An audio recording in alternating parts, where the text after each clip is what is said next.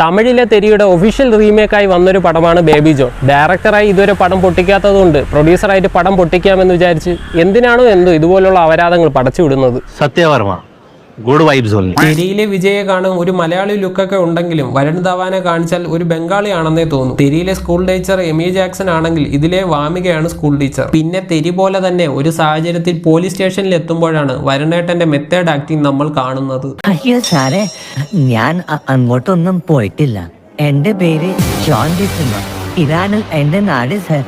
ഞാൻ ഇവിടെ ഒരു ബേക്കറി നടത്തുന്നു. ബ്രിട്ടീഷുകാരുടെ കാലം മുതലേ. ഇത് മലയാളം ഒന്നുമല്ല, ബംഗലയാളം എന്ന് വേണമെങ്കിൽ നമുക്ക് വിളിക്കാം. പിന്നെ വില്ലന്മാരെല്ലാം വീട്ടിലേക്ക് വലിഞ്ഞു കയറി വരുമ്പോഴുള്ള ട്രാൻസ്ഫോർമേഷൻ സീനൊക്കെ ഉണ്ട്. അതും കോമഡിയാക്കി വച്ചിട്ടുണ്ട്.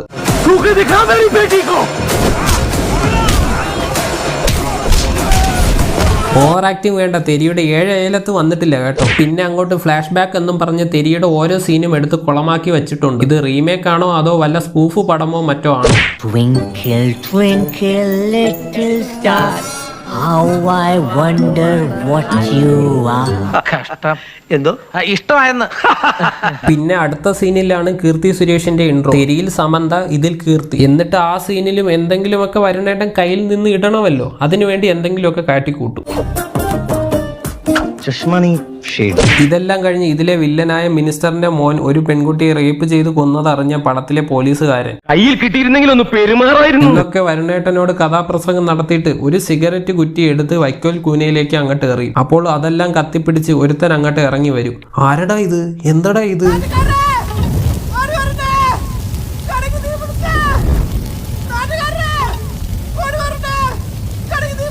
ഓ, ഇവനായിരിക്കും പടത്തിലെ വില്ലൻ. സംഗതി തെരിയിൽ പാലത്തിന്റെ അടിയിൽ ഒരുത്തനെ കെട്ടിത്തൂക്കി ഇടുന്നതിന് പകരം ഈ സീനാണല്ലേ.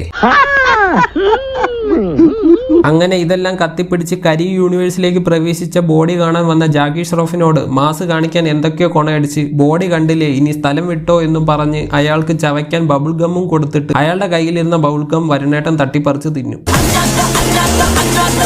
ഇതെല്ലാം കഴിഞ്ഞ് അടുത്ത സീനിൽ വരുണേട്ടന്റെ വീട്ടിൽ വന്ന് ബബിൾഗം അന്വേഷിച്ച് കിട്ടാത്തത് കൊണ്ട് ജാക്കി അണ്ണന് പ്രാന്തളകി വരുണേട്ടനെയും കുടുംബത്തെയും കൊന്നിട്ടിട്ട് പോകും. ഈ ഫ്ലാഷ് ബാക്ക് കേട്ടിരുന്ന വാമിക ഒരു ഏജന്റ് ആണ്. യെസ്, ഏജന്റ് ബേബി താര.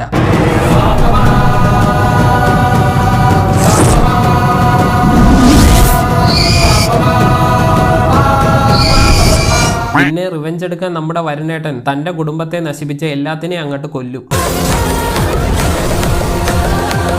ക്ലൈമാക്സ് സീനിൽ ജാക്കി ഷ്രോഫ് ഏജന്റ് വാമികനെയും കുറെ കുട്ടികളെയും ഒരു കണ്ടെയ്നറിൽ കയറ്റി അടയ്ക്കും. പിന്നെ ഇവരെയൊക്കെ രക്ഷിക്കണമല്ലോ. അതിനുവേണ്ടി നമ്മുടെ വരുണേട്ടൻ കുതിരപ്പുറത്ത് വന്ന അംഗം വെട്ടാൻ ഇത് പുത്തൂരം വീടല്ല എന്നറിഞ്ഞിട്ട് കൂടി കുതിരയിൽ വന്ന് എല്ലാത്തിനെയും കൊല്ലും.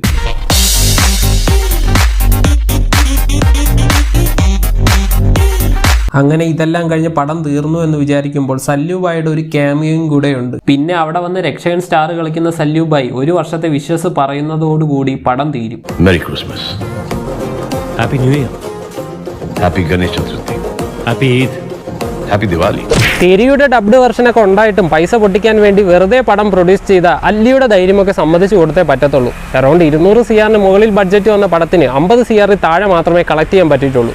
ചുരുക്കി പറഞ്ഞാൽ നമ്മുടെ അക്ഷയ് കുമാർ റീമേക്കുകൾ എടുക്കുന്നതിന് മുൻപ് ഈ പടം എടുത്ത് അടുത്ത വിജയാകാൻ നോക്കിയതാണ് നമ്മുടെ വരുണേട്ടൻ. ബട്ട് വട്ടത്തിൽ മൂഞ്ചി.